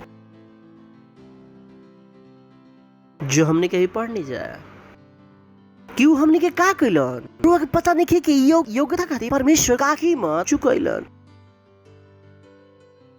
रुआ योग्यता के कभी हल्का में ना ले। रुआ कभी ना कह पाए पास्टर ई ना हो पाई। अगर हम रुआ से कहें कल 100 आत्मा जीते के बाद, रुआ कहम हाँ पास्टर, कहे कि रुआ के पता नहीं है कि योग्यता खातिर करल का गइल बा। तो क्रूस पे कुछ भइल, क्रूस पे कुछ भइल। परमेश्वर के हमने के का बनावे के रहे? योग्य। परमेश्वर के पता रहे योग्यता मजाक में आवेला नहीं कि लड़ाई बड़ा रहे। का रहे? यहाँ पे छोड़ता नहीं जा, 12-13 में जाता नहीं जा। ऊ है, ओ बॉय, ऊ है मतलब कौन? परमेश्वर। कोई ऊ है, ये सब क्या करता? पिता। सब क्या करता है? पिता। रुआ ऊ माँ बाप ना रह करता है, पिता। ऊ है हमने के अंधकार के ओह can I have 3 people example देने के लिए? अच्छा आप आ जाओ। अच्छा रू आ जाएंगे। ओके केविन। बता कानन आप इधर ओके ज्यादा मजबूत क्या लगता है कहता है ना दिस नाइस पूरा समझ में आता कि हम का सोचता नहीं पर वो कहता रहन ऊ है हमने के लेकिन परमेश्वर के पता रहे लड़ाई बड़ी बा राव आत्मा के पीछे हाथ धर के पड़ रहे जेकर नाम बा शैतान जो रुआ के कहां ले जाए पर तुला रहे नर्क में। इनफैक्ट रुआ ऑलरेडी कहां रही नर्क में ही रही ऑलमोस्ट। वो का कहता है उहे हमनी के अंधकार के वश से केकरा तो ये आदमी हो बात करता लड़ाई केकरा खातिर चलता है हमारा और रुआ खातिर बीच वाला आदमी पर ये आदमी कहां बड़न पकड़ ला जोर से पकड़ ला केकर बस में अंधकार के वश में केकर वश में तो उहे हमने के लड़ाई केकर खातिर होता हमार और रुआ खातिर हमारा खातिर और रुआ खातिर। और यहाँ पर बैकग्राउंड में क्या चलता मोहब्बत केकर पिता और पुत्र के पर उनका मोहब्बत बीच में क्या गइल हम इन दोनों की मोहब्बत चलता इन लोग के मोहब्बत में तीसरा प्राणी कोई आ गई हम। बाइबल कहला कि परमेश्वर जगत से इतना प्रेम कैलन इतना तो परमेश्वर के पिता पुत्र के का बापन मोहब्बत तीसरा कौन बाजे मोहब्बत बा लोग के इ दोनों के आपन मोहब्बत बा इ लोग के केकर मोहब्बत बा हमरा से प्रेज द लॉर्ड कहे कि परमेश्वर के हमरा से मोहब्बत बा। कभी कभी ज्यादा लगला मोहब्बत से समझ में आला मोहब्बत है प्यार से मोहब्बत समझ में ना आवेला कि इंडियन पिक्चर सब हर मोहब्बत हमार लगेला कि हम मोहब्बत समझ में आवेला। हालेलुया। हमार लगेला कि यूहन्ना 3:16 के पढ़े के चाहे कि परमेश्वर हमने से इतना मोहब्बत कैलो ज्यादा फैलाला ना ओके तो बीच में के बा ऊ पिता और पुत्र का करलन मोहब्बत पर ये इनकी जो माशूका है वो फंसी हुई है। कहाँ फसल बड़न अंधकार के वश में ई ऊ तरीका से बा कि कोई के पति सौतन के वश में बड़न और अच्छापन भी जला पराठा का लगेला से अच्छा खाना के बनावेला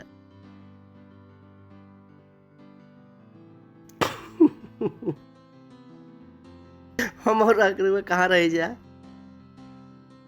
मस के कहलस कि 100 रुपया दे दो पैसा पेड़ पर गेला हम 100 रुपया कहे दी परमेश्वर के कहे कि रो ऊपर संसार के भूत चढ़ल बा कहे केकर वश पे बढ़न फिर अच्छा आदमी दिखाई चर्च में आया तो पहला बार क्या कर धर्म बदल चाहत रह याद बा अपन ऊपर के वशीकरण याद बा कुछ बार जो पहली बार आयल हुई अभी भी वश में हुई तो कहे चर्च चला तुम लोग धर्म बदल भैया तू संसार के वश में बड़ा हमें बानी जो तारा के छुड़ावे पर लागल वाली हालेलुया। समझ में आवता ना रुआ के देखते रुआ अपना आपके चर्च वाला के रुआ कैसे देखते हैं हम अपन वाला छोड़ दी तारा वाला ज्यादा अच्छा लगा मारो मारो रुआ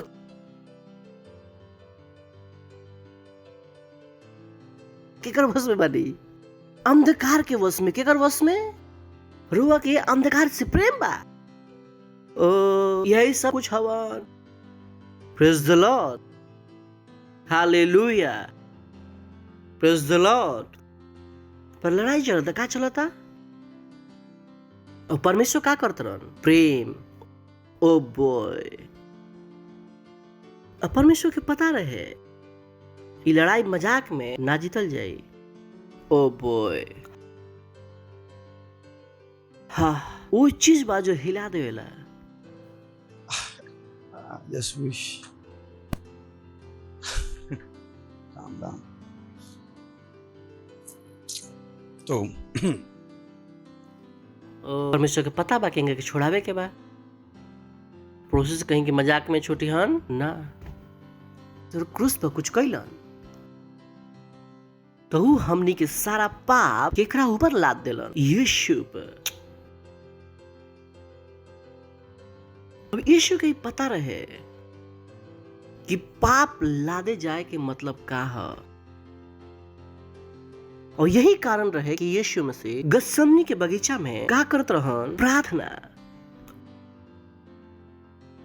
अब रुआ के आज समझ में आई कि 3:16 पहला बार समझ में आई। यहाँ पर पिता और पुत्र के आपन मोहब्बत चलता, कब के? अरबों सालों के। और यहाँ पर के आ गई हम, जिकरा से प्रभु का करेलन, मोहब्बत। और क्रूस पर यीशु पर परमेश्वर का लाद देलन सारा पाप, सारा पाप। और परमेश्वर बहुत पवित्र हवन, वो पाप के देख ना सकेलन। जैसे वेल्डिंग मशीन होला ना, वेल्डिंग मशीन अपन बच्चा लोग को सिखाइला, वेल्डिंग मशीन के मत देखा तो आंख में का हो जाए खराब, सीखे लोग हम ना बच्चा लोग के। वैसे ही परमेश्वर बहुत पवित्र बड़न, वो पाप के देख ना सकेलन। वो यीशु मसीह के पता रहे, ये वो चीज रहे जो यीशु मसीह के परेशान करत रहे। उनका पता रहे जब वो क्रूस पर जाई हन तो उनका ऊपर दुनिया भर के पाप लादल जाई, और ये टाइम हुई हाँ, जब पहला बार परमेश्वर और पुत्र अलग हो जी हन। इतिहास में पहला बार पिता और पुत्र जो अरबों साल से का रहन साथ में, आज इनकर जुदाई होके वाला बा। यीशु मसीह के समझ में ना आता है कि हम कर्म का काहे कि वो पिता के बाहर कभी हल ही ना रहन। उनको समझ में ना आता हन कि होई कैसे, और बीच में के रहे हम और रउआ। और बाइबल कहेला परमेश्वर जगत से इतना प्रेम कैलन कि अपन इकलौता पुत्र दे दिलन। इतिहास के सबसे नाजुक क्षण रहे, यही कारण रहे आकाश काला हो गए रहे और पत्थर थरथराए लग रहे। एक सृष्टि के भी समझ में ना होता है कि कैसे रिएक्ट करे के बाद, एक सृष्टि भी देख लेना रहे वो पिता और पुत्र के का देख ले रहा हमेशा साथ। और यहाँ पर परमेश्वर के का करे के पड़ल, हमनी के मोहब्बत में आपन मोहब्बत छोड़े के पड़ल। जब रोज समझ जाइला ना, परमेश्वर के करे खातिर कुछ भी करे के आसान हो जाला। कैसे रुआ के वश से छुड़ा के लेलन, पकड़ ली, खींच ली, हल्के खींचिए, ले जाएंगे खींच, छोड़ तो दो अभी, ये तो पकड़ के ही रख ले बड़ा। ऐसे मजबूत आदमी ले रही डरा देख के। हालेलुया, थैंक यू बैठ सकीला। समझ में आयल रुआ के परमेश्वर का कैलन, हमने के अंधकार के वश से छुड़ाइलन और कहाँ लेके आइलन, अपन प्रिय पुत्र के राज्य में। ऐसे कह रात में प्रार्थना कर तो हमारा कोई फर्क ना पड़ेला, ताकि हमें समझ में आवेला कि हमारा के परमेश्वर पहले कैसे रहे, हम अपना खातिर ना जी सकेला, और हम परमेश्वर के मोहब्बत में बनी। काहे कि हमारा उनकर मोहब्बत समझ में आवेला। कुछ उतना बड़ा नहीं है जो हम उनका के दे ना सकेला, उनकर मोहब्बत समझ में आवेला। हम का दें परमेश्वर के जो परमेश्वर पहले से ना दे दिलन। कौन सा ऐसा इंसान बा जिनका के हम अरबों साल से हम जानी ला, हमार बच्चा हमार सेवा करे खातिर से ना रोक सकेला। दुनिया की कोई भी रिश्तेदारी परमेश्वर की सेवा करे से ना रोक सकेला। हमार पता बा हमरा के पावे खातिर, हमरा के छोड़ावे खातिर का भई रहे। परमेश्वर हमरा खातिर का बड़न नंबर 1, और हमनी के का कैलन, योग्य बनैलन, और योग्यता के दाम बहुत बड़ा चुकैलन। तो रुआ ना कहिला कि परमेश्वर हम ना कर पाए। Praise the Lord, hallelujah. काहे कि अब का दिखता नहीं, ओ योग्यता के का दिखता नहीं, वो इस तरह से मान ली एक आदमी बा जो इनका दोनों टांग कट गईल, तो शुरू में रोई हन कि अरे हमार टांग कट गईल, हमार टांग कट गईल, हमार टांग कट गईल। बट फिर ओकरा बाद व्हील चेयर आ जाए। शुरू के 5-6 महीना रोई, टांग के देखी, सोची हमारे साथ कुछ बुरा हो गई, सोची है ना। और धीरे धीरे ओकर दिमाग का हो जाए। और 6 महीना बाद जब उठी हन और उनका के बाहर गार्डन में घूमे जाए के बाद अपन टांग के देख कर रोई हन ना, वो का करी हन अपन व्हील चेयर खींची हन, आराम से बैठी हन और का करी हन घूमी हन। कि अब उनकर भरोसा उनकर टांग पर नहीं रह गईल, उनकर भरोसा केकरा में आ गईल बा, व्हील चेयर पर। वैसे ही जब रुआ के समझ में आ जाला, रुआ अपन योग्यता से जियल बंद कर दिला और उ योग्यता से जिए के शुरू कर दिला जो परमेश्वर रुआ के दिले बान। Praise the Lord. रुआ के समझ में आ जाला कि हम सब कुछ कर सकीला। रुआ केकरा में रह के सीख गइल बानी, परमेश्वर में रह के सीख गइल बानी। इ रुआ के पता लग जाला कि आखिर में भइल का बा। Praise the Lord. राव सोच बदल चुकल बा। हालेलुया। रुआ के परमेश्वर के मोहब्बत का बा समझ में आ चुकल बा। पता लग गइल बा कि उ रुआ के का केले बड़न, योग्य बना देले बड़न। उठाई अपन हाथ, करी अन्य भाषाओं में प्रार्थना। Lantra lasciatele, intra la hita la bade. L'intre che boscia ti lima. Rang ragazali alagabantele radaba. Lantuli alibasita la cadare rala. Rindele rali rali alababa. Runtele rindala ratili alaba. Runtili untele. रांतले आतला रातिली रातिली रातिली अलबा लोंदले लोंदले लीरला जातले लांतिली लांतला लिंदोलो लेरले लाशती लाशती लाशती लारला लिंदले लिंदले लिंदले लिंदले लिंदली शांदले लांदोलो लांदला लातिली आलला लूशते लारला।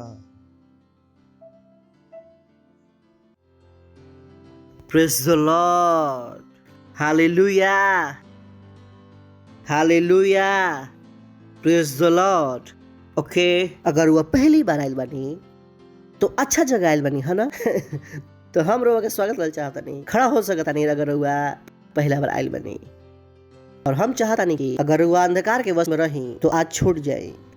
ये छोटा सा प्रार्थना करे के बाद हमारे साथ है और रुआ वो योग्यता के ग्रहण करब, वो प्रेम के महसूस कर पाए जो परमेश्वर रुआ से करेलन। करल चाहम प्रार्थना तो आंखें बंद कर ली और जो हम कहीं वो हमारे पीछे अपन मुंह से बोलम, अपन दिल से विश्वास करके आंखें बंद कर ली ताकि रुआ राउर ध्यान इधर उधर ना जाए। कहें कि हे प्यारे पिता, हम रुआ के पास आवतनी यीशु के नाम में हम विश्वास करतनी यीशु मसीह में, जीवित परमेश्वर के पुत्र में, कि वो हमरा के बचावे खातिर क्रूस पर मरलन और परमेश्वर उनका के तीसरा दिन मरे हुए में से जिंदा कैलन और वो हमेशा खातिर जिंदा बढ़न।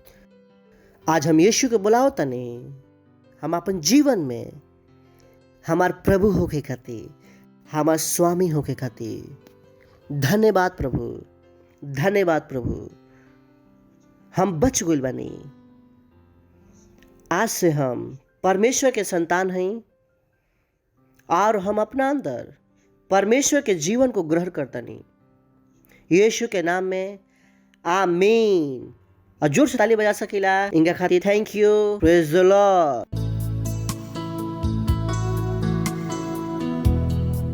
तो इस समय बा अपन भेंट, अपन दशमांश और का करे के पार्टनरशिप देवे के। Thank you, God bless. क्वायर हमने के हेल्प करी हन, जोर से ताली बजा सकीला।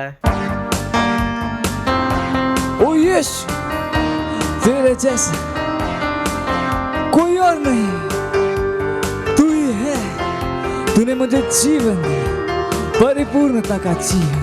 यीशु तेरे जैसा कोई नहीं, यीशु तुझसे मैंने जिंदगी पाई, यीशु तेरे जैसा कोई नहीं, यीशु तुझसे मैंने जिंदगी पाई। तूने मुझे जीवन दिया और तू ही मुझसे करता है प्यार सबसे जुदा।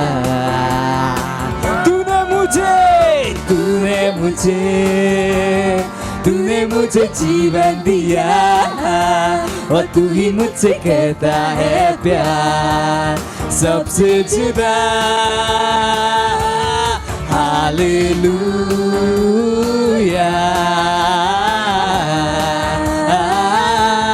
हालेलुया, हालेलुया,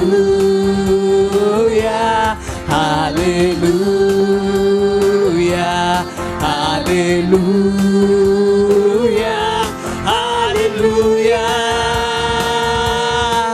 ओ यीशु तेरे जैसा कोई नहीं, यीशु तुझसे मैंने जिंदगी पाई, यीशु तेरे जैसा कोई नहीं, यीशु तुझसे मैंने जिंदगी पाई। तूने मुझे जीवन दिया और तू ही मुझसे करता है प्यार सबसे जुदा। तूने मुझे जीवन दिया और तू ही मुझसे करता है प्यार सबसे जुदा। Hallelujah,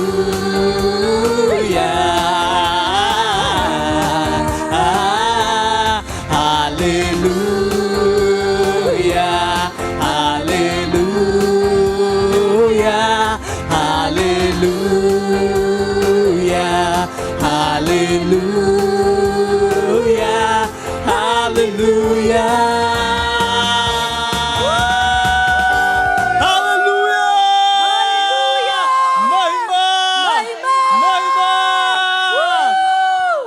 praise the Lord. प्रार्थना करम जाके अपन हाथ के उठा सकेला। धन्यवाद तनी परमेश्वर हमनी से इतना प्रेम करे खातिर, धन्यवाद हमनी के ई अनुग्रह देवे खातिर कि हमनी के अपन भेंट रुआ तक लाओ तनी जा, और जैसे ही हमनी के देनी है जा एकर बढ़ल फसल हमनी के ग्रहण करते जा। हम इन भेंट के ऊपर मल्टीप्लिकेशन के आशीष बोलतानी, राव राज के विस्तार खातिर जितना लोग दिले बढ़न लोग उनकर योग्यता बढ़त जाता, जो ना दे पाई रहन उनका भी योग्यता आवता, वो प्रेम के समझ आवता। और प्रार्थना के यीशु मसीह के नाम में मांगता नहीं, आमीन। Praise the Lord. तो जोर से ताली बजा सकीला यीशु मसीह खातिर। कुछ अनाउंसमेंट बाद अगर कुछ अनाउंसमेंट होला तो ओकरा के करी। तो सबसे पहले अनाउंसमेंट बा 11 और 12 जून के हमनी के म्यूजिक फेस्टिवल बा मसीह उमंग। Praise the Lord. परमेश्वर के हमनी के धन्यवाद देता नहीं जा। एक जो बहुत ही इंपॉर्टेंट बा हमरो वैसे फिर से कहता नहीं, हमनी के साथ जुड़ी हमनी के ऑनलाइन चर्चेस जो बा, अभी हमनी के पास 30 से ज्यादा ऑनलाइन चर्चेस बा। बच्चा लोग के बहुत से चर्च ऑनलाइन बा, 9 से ज्यादा भाषा में बा। ई एकरा खातिर बाकी कि हमनी के आत्मा जीत सकी जा। Praise the Lord. खड़ा होकर जा हमनी के परमेश्वर के धन्यवाद देन जा। तो अगर वह सेल सिस्टम के पार्ट ना है तो आज ही बन जाए। सेल सिस्टम सबसे जरूरी बा। अगर फाउंडेशन स्कूल हुआ नहीं कैले तो अपन नींव मजबूत बना ली, ताकि एक मजबूत नींव पर ही एक मजबूत घर बनेला। अपन हाथ के उठाई, परमेश्वर के धन्यवाद दी। परमेश्वर हम प्रार्थना करता नहीं और बच्चा लोग खाती ये सुरक्षित बारन लोग यीशु मसीह के नाम में, ये बुरा और दुष्ट लोग से बचल बारन लोग यीशु मसीह के नाम में। कोई बीमारी इनका शरीर में, घर वाले के शरीर में ना रह सकेला यीशु मसीह के नाम। इनका लोग के पास हमेशा सही सलाहकार बा यीशु मसीह के नाम में। ये बुरा और दुष्ट लोग से बचल बारन लोग यीशु मसीह के नाम में। हम इनके पैसा में बढ़ोतरी बोलता नहीं यीशु मसीह के नाम में। शुभ समाचार इनके हाथ में समृद्ध होता यीशु मसीह के नाम में। ये जहाँ भी जाई हैं परमेश्वर के शुभ समाचार के फैलाई हैं यीशु मसीह के नाम में। और प्रार्थना के यीशु मसीह के नाम में मांगता ने आमीन। परम पिता का प्रेम, यीशु मसीह के अनुग्रह और पवित्र आत्मा के सहभागिता हमनी के साथ सदा खातिर बना रहे यीशु मसीह के नाम में आमीन। निश्चय ही भलाई और करुणा सदा हमारे जीवन में निवास करे और हम सदा खातिर परमेश्वर के घर में निवास करत रहम यीशु मसीह के नाम में आमीन। Thank you very much. God bless you. आनंद मनाई। वचन का कहेला काम करेला।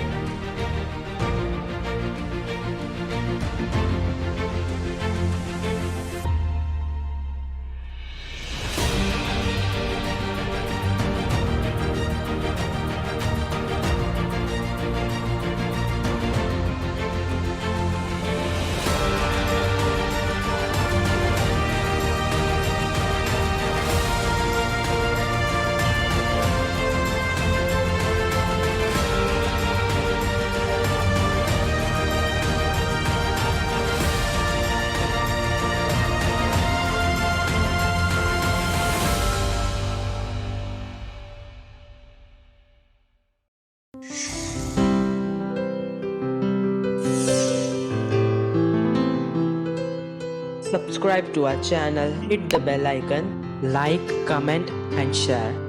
Thank you and God bless you.